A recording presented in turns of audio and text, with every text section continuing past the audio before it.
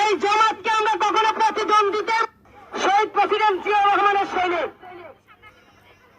আমরা আল্লাহর রহমতে এই জামাতকে আমরা কখনো প্রতিদ্বন্দ্বিতা মনে করি না।